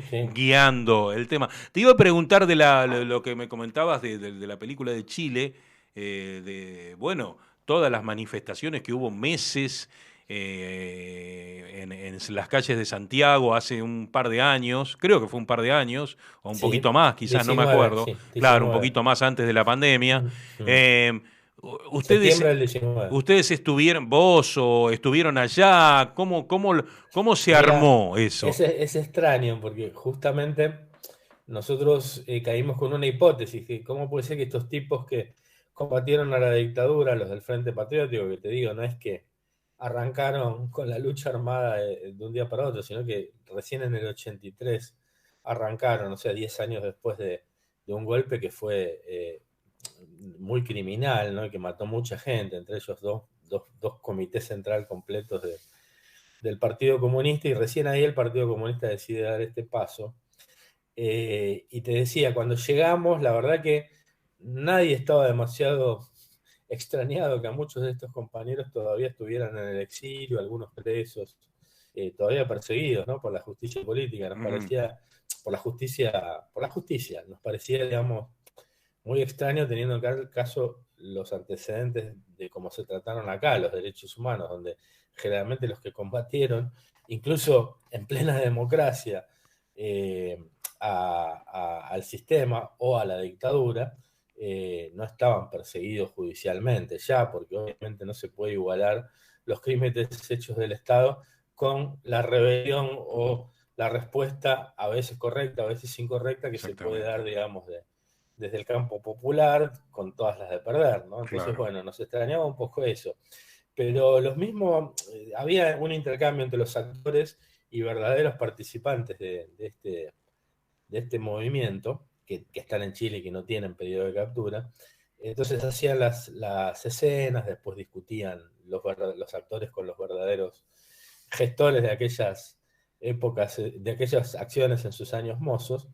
Y vos sabés que en un momento nos dicen, yo les digo, che, pero ¿cómo puede ser esto, esta indiferencia? Y me dicen, no, ustedes no lo notan porque no son de acá, pero acá hay un caldo de cultivo permanente porque la constitución que hizo Pinochet en 1980, que la hizo aprobar por un plebiscito trucho donde todos los votos eran a favor de él más o menos, es una constitución que establece que la principal piedra filosofal, digamos, de la estructura chilena es la empresa privada, la propiedad privada. Entonces, por ejemplo, la salud es privada, la educación es privada. Por eso muchos vienen a estudiar acá, porque para que te des una idea, una carrera barata en una universidad barata es el sueldo completo de una docente. O sea, es como si acá... Sí, tengo amigos que me han comentado, claro. Sí, que la vida, que los impuestos, que es muy caro, ¿no? Viven endeudados, les dan muchísimas tarjetas con las cuales se empeñan hasta las bolas y laburan 10 horas, 12, 15, sin muchos derechos, sin que los sindicatos sean respetados, sin leyes laborales. Y la base legal de eso es aquella constitución. Por eso los niños cuando saltaron las vallas, que fue a los 3 días que nos fuimos, ya habíamos filmado 20 días todas las escenas del frente, estos pibes saltaron las vallas del subte, que allá, igual que en Caracas, es como una cosa medio sagrada, son como muy, muy pulcros, muy nuevos, llenos de canas y gente controlando, no tienen esa cosa canchengue que tiene nuestro subte. Y los pibes organizaron evasiones, ¿no? Que nosotros, yo creía que cuando los veía en los diarios, creía que era que se escapaban del colegio, ¿viste? Evasiones, me sonaba que se hacían la rata o la rabona, como se decía. Y no, era que saltaban los molinetes, ¿no? Y la consigna de estos pibitos, todos de la secundaria, porque había habido un aumento de 30 pesos, que allá no es mucho, bueno, es más o menos como es ahora acá, ponele, no es mucho. Sí, y entonces decían, no son 30 pesos, son 30 años, ¿no? Esa era la consigna, y los 30 años se referían a esto, ¿no? A la vigencia de aquella constitución contra la que se levantó este grupo en el 83, ¿no? Entonces, bueno, como que ahí fue muy fácil hacer el clic, quedó gente del equipo ahí que filmó muy detalladamente y con mucho material toda esta rebelión. Entonces hicimos, viste, el link muy fácilmente, porque realmente era evidente que el problema ahí había sido la dictadura y la constitución que dejó la dictadura, y eso lo tenían muy claro los estudiantes y la gente que se levantaba. Es un pueblo muy levantisco, el pueblo chileno, muy rebelde, muy, muy clandestino, muy acostumbrado a la clandestinidad. O sea, no tienen esa cosa tan hinchada de fútbol acá, de salir todos y gritar y qué sé yo, y que nunca pasa gran cosa allá. Apenas pisar la calle te cagan a palos las canas. Entonces hay como una onda de confrontación muy metida en la gente, ¿no? No hay esa corrección política de acá, de las marchas y la convivencia que se ha logrado más o menos establecer en estos 40 años, con, por supuesto, picos represivos como el del otro día en Jujuy, pero, digamos, en general, las manifestaciones políticas son bastante pacíficas. Allá juntas 5 tipos en una esquina y aparecen carros de asalto de todos lados y te recagan. Los carabineros de allá son duros. Eso, bueno, de hecho, perdieron los ojos como 400 compañeros, ¿no? En esa jornada. Sí, bueno, un poco todo eso está contado en esta película. No son 30 pesos, son 30 años. Chile, genealogía de una rebelión. Que creo que va a andar mejor allá que acá, porque acá, viste, no hay mucho interés en los temas más internacionales, pero bueno, nosotros tenemos nuestro público fiel que seguramente le va a dar una mirada. Me decías, comentabas, nombraste a Jujuy, y me parece bueno. Sobre todo yo he trabajado muchos años escribiendo sobre el tema de pueblos originarios en la Argentina, especialmente, pero también un poco el tema global. Y yo he visto, por supuesto, y te he consultado alguna vez por algunas cositas de la película Tradición, Familia y Propiedad, una película para mí muy impactante, muy muy interesante, ¿no? Bueno, hablando de los Blaquier, que hace poco se falleció, se fue Blaquier sin pagar nada, ¿no? Como mucha de esta gente, ¿no? Como sucede muchas veces. La justicia biológica, que le Sí, dicen. sí.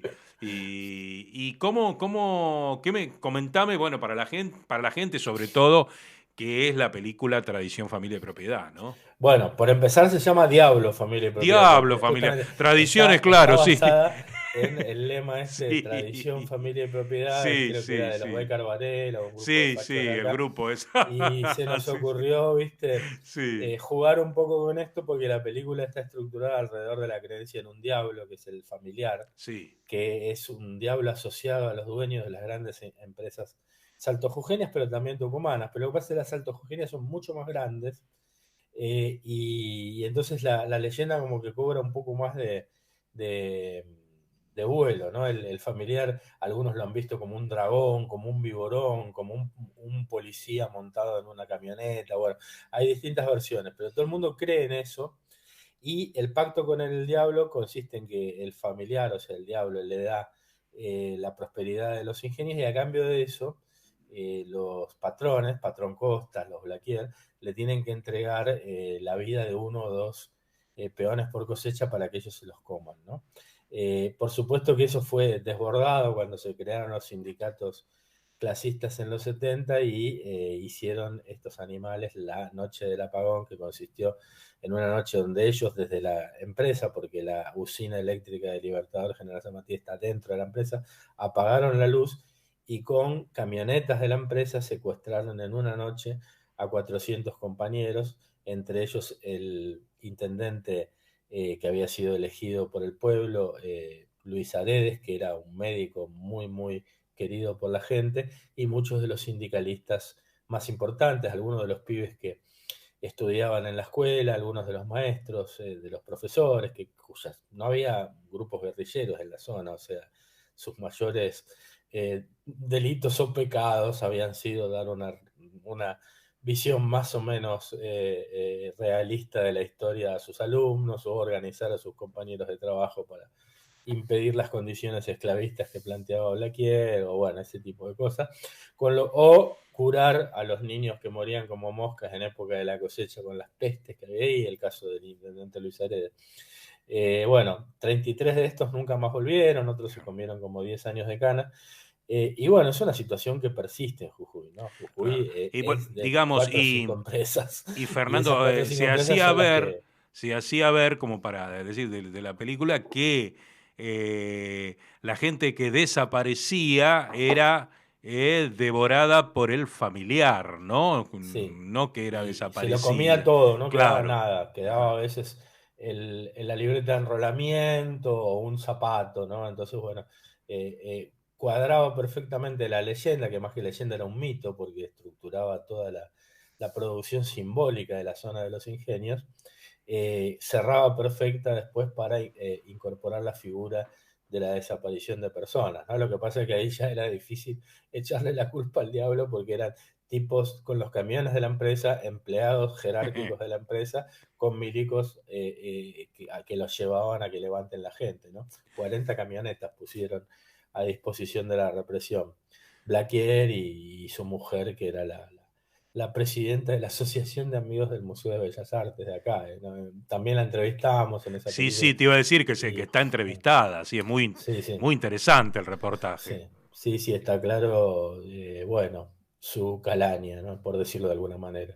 Y bueno, sí, nos sorprendió justamente con la muestra DOCA, donde hicimos un recuento de los 40 años de democracia, tratando de problematizarlos, tratando también de meterles lo que fue la lucha en las calles por derechos y distintas cosas, y la volvimos a pasar, y realmente fue bastante gente, y bueno, notable la lamentable coincidencia con la situación actual, ¿no? Donde con las políticas de extractivismo se está queriendo despojar nuevamente, una vez más, a nuestros pueblos originarios, que por supuesto fueron las víctimas fundamentales de todo este proceso de enriquecimiento de esta familia porteña, ¿no? Que es la familia Blaquier, porque les gusta mucho reprimir allá en Jujuy, pero vivir no tanto, prefieren vivir acá en Barrio Parque o en lugares más finos, ¿no? ¿De qué año es la película? La película la hicimos en el 98 y la estrenamos en el 99. Y en su momento causó bastante polémica porque recordá que terminaba con Se viene el estallido, la canción de La Versuit. De la Versuit, y realmente a los 2 años se vino el estallido, ¿no? Muchos confiaban en De la Rúa, nosotros estábamos claros de que la cosa venía para peor, y de hecho pasó y muchos nos tuvieron que pedir disculpas y sí, disculpame, yo te dije que era muy extremista la película, pero la verdad que pasó lo que ustedes vaticinaron, lamentablemente, ¿no? Pero bueno, está claro que cuando las políticas neoliberales se imponen y se prioriza el enriquecimiento de las pequeñas élites y de los sectores asociados a las empresas multinacionales o monopólicas, y bueno, la gente se va jodiendo, ¿no? Y este es un pueblo que tarde o temprano, capaz que no es muy ideologizado, pero cuando llega el momento es de reaccionar, ¿no? Desde aquel 17 de octubre, desde las rebeliones de la Patagonia Trágica, desde la Semana Trágica, desde los 70 con las organizaciones que lucharon por la vuelta de Perón, bueno, de hecho, y por el socialismo, de hecho, es un pueblo que siempre ha dado buenas respuestas, así que bueno, ante este auge de gente comiendo mierda, como dicen los cubanos, nosotros siempre tenemos la esperanza en la reacción del pueblo, ¿no? Fernando, a mí siempre me llamaba la atención, yendo allá o estando o pasando, que el pueblo se llama Libertador General San Martín, y es casi que, y se llama, y la gente lo llama tanto Libertador General San Martín como Ledesma. Mucha gente dice, bueno, vamos a Ledesma, hay que ir a Ledesma, y Claro. Ledesma es el nombre del ingenio, ¿no? Que trae el Del azúcar y todo eso acá, ¿no? Bueno, es el nombre del ingenio y las 380.000 hectáreas que están alrededor del ingenio. Sí, Por eso sí, te eso, decía, sí. por eso te decía que son distintos que los ingenios tucumanos, que en general tenían que asociarse a pequeños productores para comprarles la caña. Estos tienen la tierra, la fábrica y absolutamente todo, y la gente no tiene nada. Entonces es como que la desigualdad en los ingenios altos jujeños, que son los que están ahí en el Valle de San Francisco, donde está el Libertador General San Martín, que como bien decís vos, casi todo el mundo la llama Ledesma, pero dentro de Libertador, si vos decís Libertador y decís pueblo de Ledesma, se entiende, ¿no? Como que pueblo de Ledesma es la partecita que está inmediatamente alrededor del ingenio, que es donde está la gran casa, la rosadita, le dicen, la casa Sí. de los Blaquier, que es donde van los breves periodos que están ahí los familiares de los Blaquier, y las casas de los jerárquicos, ¿no? Es un pueblo como más fino, y el otro es un pueblo más de trabajadores, que en general muy poca gente es dueña de la casa, te digo, porque las tierras son todas del ingenio, ¿no? Por supuesto adquiridas a muy poca plata, con chanchullos con los oligarcas de la zona. Así que, bueno, lo interesante que nosotros reivindicamos ahí también es el espíritu de rebelión de los chahuancos, los chiriguanos, las distintas etnias aborígenes que los llevaban, digamos, con el ejército a que levanten la cosecha, ¿no? Y cómo ahora todo eso se revertía, porque bueno, con la tecnificación de la cosecha, de ser demandante de mano de obra, se convirtieron en expulsores de mano de obra, ¿no? Entonces, bueno, se había generado toda una situación de desocupación a finales de los 90, porque ahora muchos se acuerdan de que había poca inflación, pero pocos se acuerdan de aquel 25% de desocupación en que nos sumió el menemato, ¿no? Más el remate de las instituciones, de todas las empresas estatales, con lo cual regalamos soberanía por todos lados. Y eso se veía muy fuerte ahí, mucho más fuerte que en Buenos Aires incluso, ¿no? Ahí en Mosconi, que había estado YPF y lo habían destruido también, en Cutralcó, en Tartagal, que también estaba hecha percha. Y después ya empezó, después de la película 98, 99, empezó eso a generalizarse en el Gran Buenos Aires, y bueno, después vino el estallido del 2001, ¿no? Pero bueno, estamos en una situación parecida, pero peor parados ideológicamente, o sea, a la luz de que crecen opciones como Milei, Bullrich, que hacen propuestas disparatadas desde todo punto de vista, y muy, muy en sintonía con estas oligarquías, ¿no? Fernando, hablabas del 2001, entonces recuerdo el campeonato de Racing, y te paso de tema, te paso a Racing, te paso al fútbol y te paso al cine, a todo junto. ¿Cómo lo ves vos al cine relativo al fútbol, a hacer cosas sobre Racing, Ahora estamos en una propuesta que justamente el jueves empezamos a filmar, que no sé si se transformará a la larga en una película, pero que tiene que ver con la presentación de un libro que hizo un amigo que también quiere que hagamos una especie de video o pieza cinematográfica que se llama Semilleros, ¿no? Y que tiene que ver con los 23 clubes de barrio de donde salieron los campeones del mundo, ¿no? O sea, esta cuestión, digamos, de cómo en esos clubes se contiene a la juventud, se la forma, y es, digamos, la que después alimenta a los cuadros grandes como Racing, River, etcétera, donde ellos terminan de realizarse profesionalmente, ¿no? Pero un poco la relación de estos clubes como red de contención social y de formación y de inicios de la competencia. Por ejemplo, Lautaro en el club de Bahía Blanca, donde él se empezó a formar, y bueno, cada uno de ellos viene de distintos clubes de la capital, de las provincias, de distintos lugares. Entonces, bueno, la idea es hacer un registro de esa especie de red que hay que defender y rescatar, porque bueno, es como la savia formante del fútbol argentino. O sea, los grandes jugadores no se forman ni en Racing ni en River, sino se forman en los barrios, en sus clubes de barrio, que muchas veces están llevados adelante a pulmón y todo esto. Entonces, es como una película que muestra la previa, ¿no? de estas cosas lindas que vemos cuando vemos salir campeón a Racing.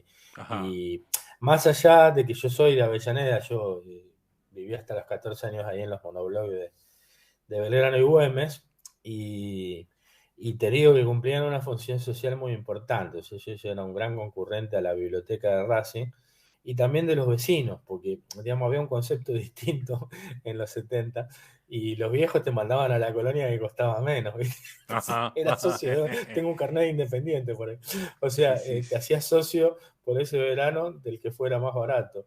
Así que he ido a los dos, y también he ido a las dos bibliotecas que eran muy, muy interesantes. O sea, los clubes cumplían en esa época un rol social. Era difícil en los 70 encontrar bibliotecas en estos barrios. De hecho, lo único que había era canchitas de fútbol, por eso más o menos logré dominar un poco el balón.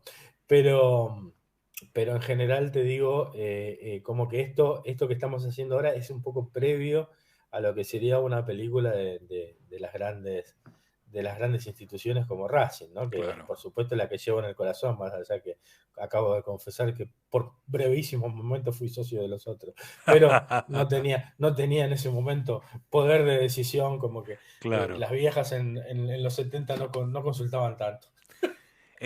Fernando, y como pregunta así de cierre, te digo, y filmar directamente sobre Racing, sobre algún caso de Racing, sobre alguna historia, no sé, lo que sea. Mirá, ¿se te cruzó la idea? O... Sí, tenemos las filmaciones de cuando Marito Almaraz hizo el mural, que después empezamos a decir que traía suerte, porque la verdad es que desde que lo empezamos a ver, ganamos hasta que salimos campeones, creo que con Milito en aquella época. Y tardamos bastante en perder desde que se hizo ese mural. Así sí, contó Mario estuvo la semana pasada y lo contó, mirá, sí. Y bueno, yo lo recomendé a partir de que Julián Sher me hizo un reportaje que salió en la revista, que quería famosos que son hinchas de Racing. Y bueno, mira, no soy famoso, pero dale. Y ahí me hizo una entrevista, estuvimos en la cancha. Le dije que Milito era un jugador cinematográfico, un poco porque, bueno, de hecho había definido una Champions League y estaba ahí peleando por nuestro club, ¿no? Y sí, claro que me interesa. Filmamos mucho la hinchada en ese momento, hicimos unos videitos, y además yo soy hincha de Racing por mi viejo, ¿no? Entonces te puedo decir que a Salomón le decían Puente Roto porque no lo pasaba nadie, a Delacha, al Chueco García, o sea, como que me interesa también todo ese relato de los viejos, sobre cosas que uno no conoció, pero que de alguna manera se identifica, la elegancia de Federico Sacchi, cosas que uno nunca ha visto. Y siempre ha escuchado. La definición del Manfredini, cómo definía, bueno, y todo lo que era el tricampeonato con Salvini, Bravo, Méndez, Simes y Suez. Un poco esa mitología me interesa también rescatar en la narración de los viejos, ¿no? Y relacionarla con ahora que bueno, como que la vida de los jugadores en los clubes es un poco más fugaz, ¿no? O sea, que ya a Lautaro lo vimos 1 año y medio y sí, ya, mucho más fugaz. obviamente sí. lo tenés que vender. Algunos vuelven y les da resultados, otros ya vuelven un poco más, más tocados, pero como que no hay esa mística del jugador que jugaba 5, 6, 7 años en el club, ¿no? Sí. Entonces, bueno, como que a cómo encaro yo las cosas, trataría de problematizar un poco, ¿no? Esto de lo que es el fútbol profesional y por qué no tenemos una liga como la brasilera o como la de cualquier de los países que suelen salir campeones o que andan bien en el mundo. Tal vez la nuestra es una de las ligas más desprotegidas en ese sentido, ¿no? De cuidar la calidad de los jugadores, la calidad del juego, la calidad de los arbitrajes.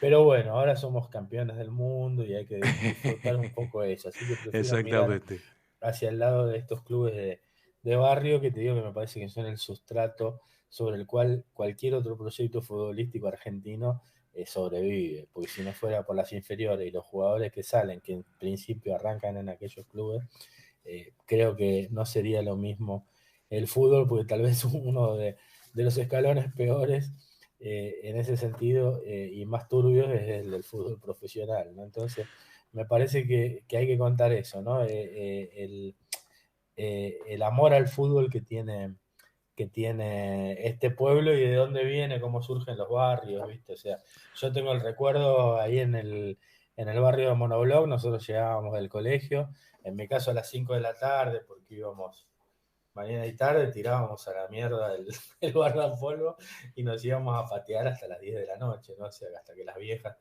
nos venían a buscar con el palo de amasar bajo el brazo, ¿no? O sea, era como 5 horas de fútbol todos los días. Qué lindas épocas, sí. Y de ahí salieron muchos, salió el Chango Godoy, Calderón andaba por ahí también porque andaba con una chica, Barbitas también, o sea, Augusto Sánchez que jugó en Huracán, había muchos tipos que llegaban a primera, te digo, por ese exceso de competencia y esa cantidad de potreros que había ahí, esa contención social de que los pibes podían estar en la calle hasta muy tarde y no pasaba nada, ¿no? Por más que, bueno, era una época muy dura a otros niveles. Bueno, Fernando, un gustazo, ha sido un gustazo poder charlar un buen rato acá con vos sobre cine, sobre derechos humanos y finalmente, obviamente, sobre Racing. Así que un placer haber estado con vos y en cualquier momento seguiremos, obviamente. Bueno, obviamente cuando quieras, siempre a disposición, Carlos. Un abrazo. Un gusto que haya estado en Mozart y Corbata. Diego, vamos a la tanda y queda después la última partecita del programa. No te vayas. En minutos estamos de vuelta. Racing Online. Inicio de espacio publicitario. Vení a una sucursal de Fleming y Martolio, Neumáticos Pirelli, y dale el mejor servicio a tu auto. Alineación, balanceo, tren delantero y un servicio exclusivo para flota de camiones. Visítanos en cualquiera de nuestras 28 sucursales. Nosotros nos ocupamos de tu vehículo, vos de disfrutarlo. Fleming y Martolio, Neumáticos Pirelli. Seguinos en redes. Si sos hincha de Racing, sos fanático de Donatello. 50 gustos en pizzas y empanadas, hamburguesas XL y los pollos al espiedo más sabrosos. Hacenos tu pedido por WhatsApp al 11 28 25 8577 o llamanos al 4712 6956 y al 4757 4432. Con el delivery llegamos hasta Caseros, Sáenz Peña y alrededores. Si gana Racing, menciona a la noche de Racing y te llevas una faina entera de regalo. Donatello, nos probás una vez, nos elegís siempre. A cada minuto y todo el día tenemos canciones especiales para ti. Vamos, actívate. y envíanos tu mensaje. En Facebook, Racing Online. En Twitter, @Racing Online OK. En Instagram, @Racing Online OK. En YouTube, Racing Online. Edición Verano 2023. Lo último en electrónica lo encontrás en Luna Cats. Una amplia variedad de artículos al menor precio y con la mejor calidad. Parlantes, auriculares, aros de luz, luces LED, consolas de videojuegos y juguetes electrónicos. Búscanos en Instagram como @luna.cats21 o comunicate al 11 6200 3451 y obtené importantes descuentos. La tecnología oficial de todo el staff de la Noche de Racing es gentileza de Luna Cats. Luna Cats, ahora bancando a Racing.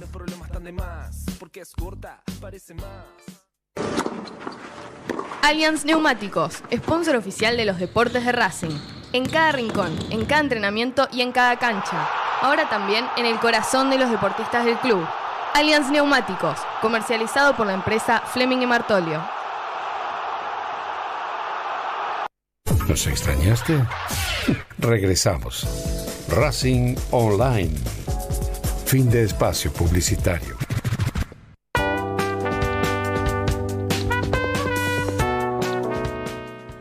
Bueno, y rumbo a la última partecita del programa, vamos a cerrar lo relativo al programa de hoy, a Derechos Humanos, con una nota de la página Face Racing, de la Ruta Racinguista, con Zulema Chester. Zulema Chester es hija de Jacobo Chester, uno de las 44 personas que contaba Juli que se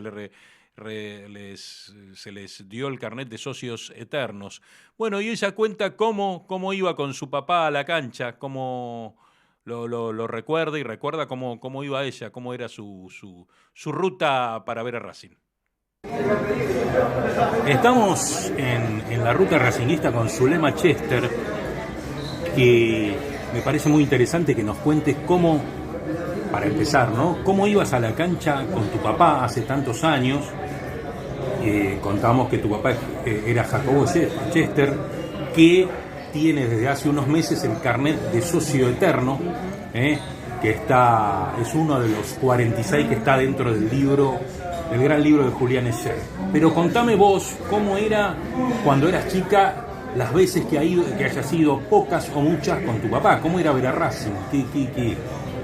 Bueno, en principio era todo un paseo mucho más grande porque nosotros vivíamos en la provincia de Buenos Aires, en Aedo, y mis abuelos vivían en Avellaneda, así que el paseo en general, la ida a la cancha empezaba con ir a la casa de mis abuelos, el asado familiar y después del almuerzo ya nos íbamos como incolumnando, como preparando para ir a la cancha y algunos vecinos se iban sumando. Bueno, todo como un ritual, buenísimo. Sí, en ese ir a la cancha y bueno, subir algún colectivo o en el auto de alguien o en el de mi viejo ocasionalmente y ir levantando gente en el camino porque la idea era llegar muchos a la cancha. Así que nada, después era el ritual del maní en la puerta de la cancha. No sé si sigue estando todavía, por ahí. Sí, menos, maní garrapiñada se ve menos que vendan, era pero... el cono, el papel de diario, del maní, del manicero, qué sé yo. Y bueno, la entrada a la cancha, íbamos siempre a la misma tribuna, que no sé decirte cuál es. Y bueno, ahí había como distintos grupos de gente, ¿no? Me acuerdo siempre de un matrimonio que la señora iba a cebarle mate al marido mientras el marido miraba el partido, entonces ellos iban bien arriba de la tribuna. Mi viejo, por supuesto, iba con la espica pegada a la oreja, y los demás, bueno, cada uno hacía su ceremonia. La mía consistía en ir a comprar una Coca-Cola, un pancho, un helado. Molestaba mucho, porque me aburría. ¿Cuántos años tenías vos? Tendría 10 años. Claro. Porque me aburría, obviamente. Entonces, en esa época todavía estaba la fosa. Sí, claro. Bueno, entonces para que no me pierda o qué sé yo, mi viejo siempre me decía que ahí abajo había leones y que había que tener cuidado de no acercarse demasiado, qué sé yo.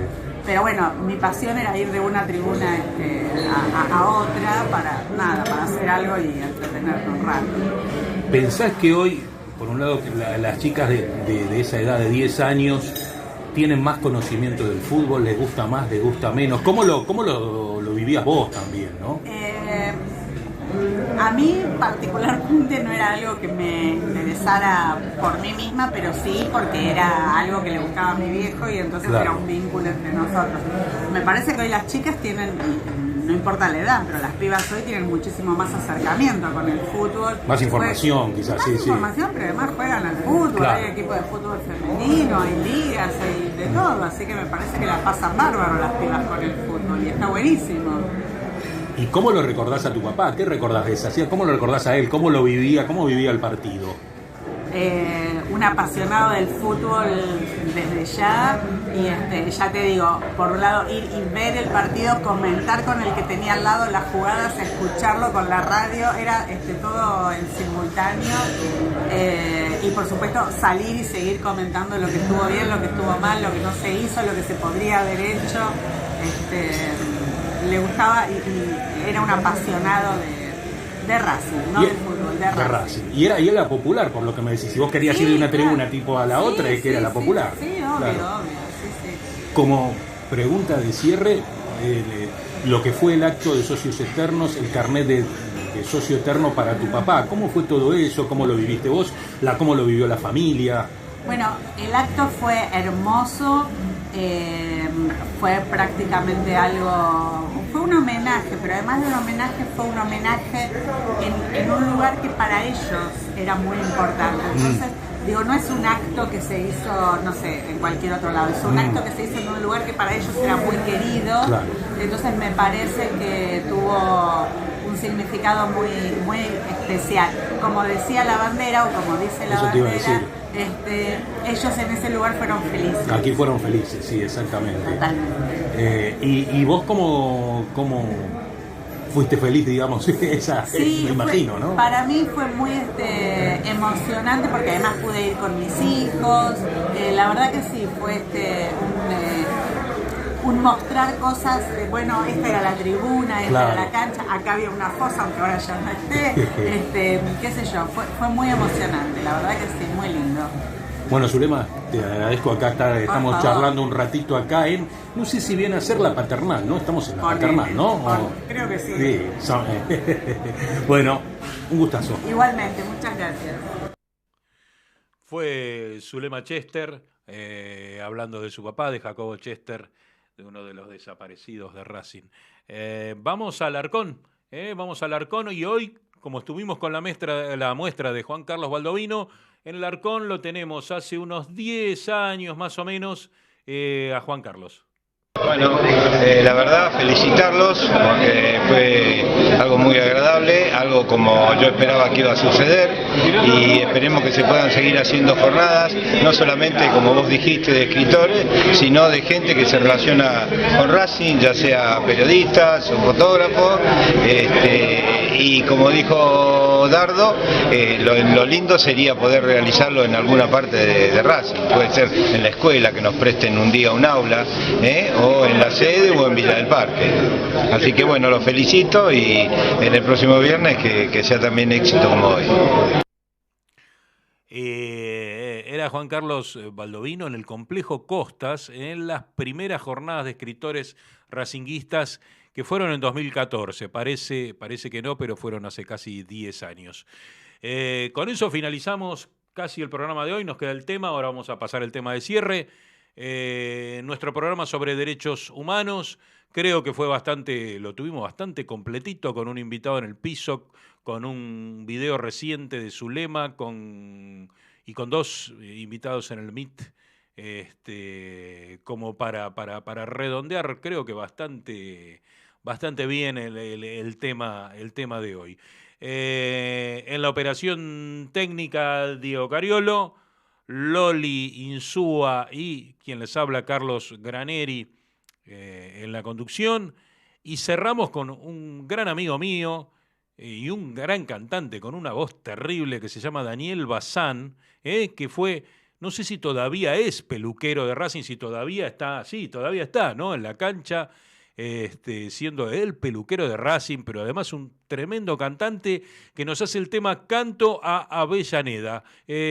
Con eso les damos las gracias a todos y nos vemos el martes que viene en Mozart y Corbata. Nicolás Avellaneda